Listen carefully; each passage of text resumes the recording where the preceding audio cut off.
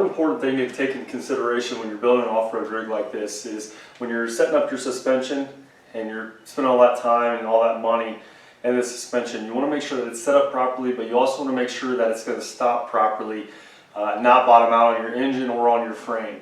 So to prevent that, today I'm going to install Radflo's 2-inch coilovers on my GTJ. So when you get your bump stops, they come with a mount, which I have just like a can. It's got some clamps on it, and they're going to have a little bit of pressure in them. I'm not sure how much pressure is in them. You want to let the pressure out. When you're doing that, just take this cap off. You can actually just use the cap itself, push in a little bit. When you're doing this, you want to make sure that it is not in the down position because it's going to let the oil come out. And you also want to do just a little bit at a time. So hit it, push down the bump stop, hit it, push down the bump stop. Just a little bit at a time till you can get it as high up as you can. You just want to watch the oil coming out. Make sure you don't have the oil coming out of it. Once you get it down like that, I'm going to go ahead and I'm going to mount up some pads on my axle. Now when I ordered this metal, I ordered this from metal supermarkets. They cut this to 1 inch of what size you want. So I had some 4-inch plates made, 4-inch by 4-inch. I had 4 of them made, and I'm going to use that and make my plates or my pad for my bump stop to hit on top of the axle. Once I get these tacked into place, I'll then take my bump stop, set it on top. After I raise my axle all the way up, set it on top, and then that'll give me an idea where I can tack this on the frame at. What you don't want to do, you want to make sure that when you're raising your axle up, you want to make sure that you raise it to where the coilover, it's got like a little stop on the Radflo ones, to where that just touches. And then I'll give you another inch or so just in case something would happen or you mess up to where you don't have this perfect and it goes a little bit past where you think it's going to. So you want to make sure you leave yourself a little bit extra room just in case. Then once I get that tacked into place, I'll do some kind of brackets coming off the can itself just to keep this kind of more stationary, and then I'll fully weld up the pad.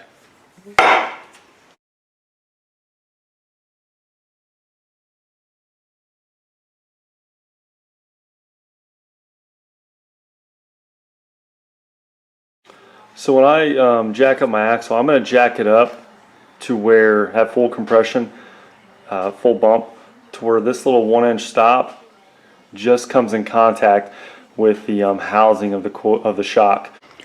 Once you get your bump stop tacked in place, it's a good idea to throw a spring on there. Just got to throw 1 spring on, and make sure that you're going to have clearance once this axle goes to full droop on this one side. Say on the passenger side, and you want to do the same thing when you do the driver's side. You also want to do complete droop, obviously full bump, and just kind of move it around. Just kind of, throw a spring on there and just kind of see where you're at. Make sure you have plenty of clearance. So this is what I came up with. It's nothing special. What I did was I took it as high up as I could and as low as I could on the bump stop mount. And then I made it the same width as the frame, so it's just going to sit like that. And then I'll drill maybe 2 or 3 holes in there, kind of down the center, and then I'll just weld it on each side. Now, before I do that, I'm going to weld it on each side of the coilover mount, or on the bump stop mount itself, and then I'll add this. And what this is going to do is keep this from twisting when it hits the pad.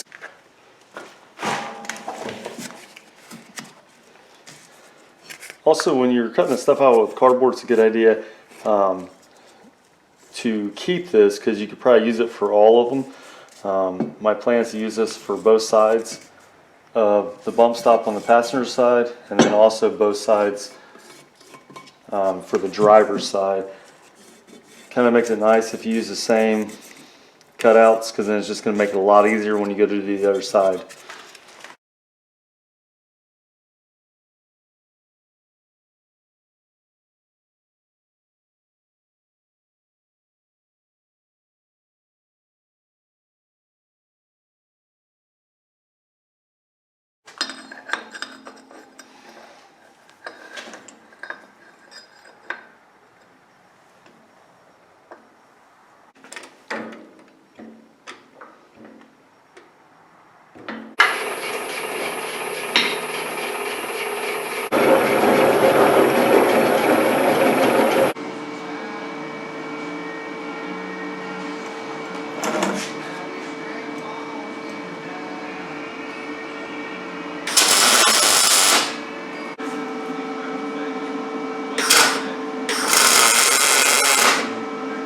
Alright, so we got both side brackets on. I just tacked everything into place, just kind of see how it's going to look, make sure everything's going to clear.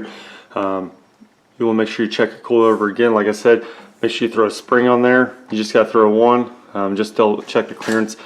On the passenger side here, due to the track bar at full droop, your axle is going to push the driver's side.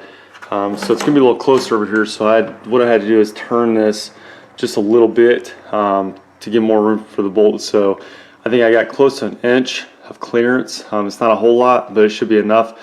But I did have to turn out a little bit, as you can see, just to give me a little more clearance around the bolts. Other than that, I'm going to take the bump stop out now, take these off, and then fully weld everything up.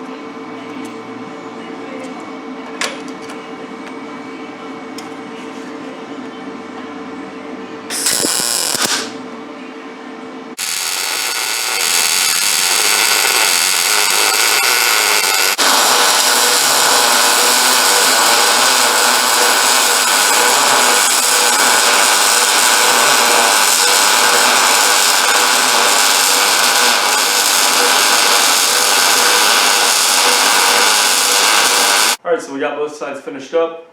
It's important when you're completely done to go ahead and fill your bump stop up with nitrogen to whatever you want to try. I think I'm going to go about 150.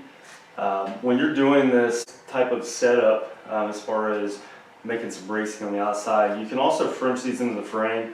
I chose not to. I really didn't want to cut inside my frame. Plus I got the inner fender here, and then I'd have to try to push that in a little bit further. And it's kind of tight right there because there's just so much in the engine bay. But that is another way of doing it, is Frenching the frame. And I've also seen people put them completely in the frame and then do like a fish plate or whatever on the outside. So I'm pretty happy with this. It turned out pretty good. Like I said, when you're doing these, that passenger side is going to get really tight at full droop.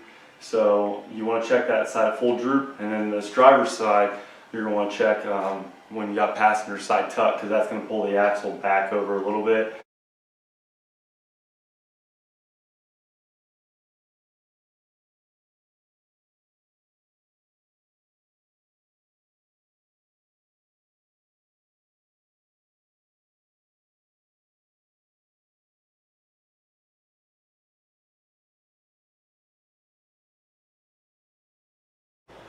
Alright, so I went ahead and did the back as well. Now the only thing I did differently in the back is I didn't drill any holes in that bracket going off. And I actually kind of like that, where it's just a little, it's clean, no holes in it. I wish I would have done the front like that.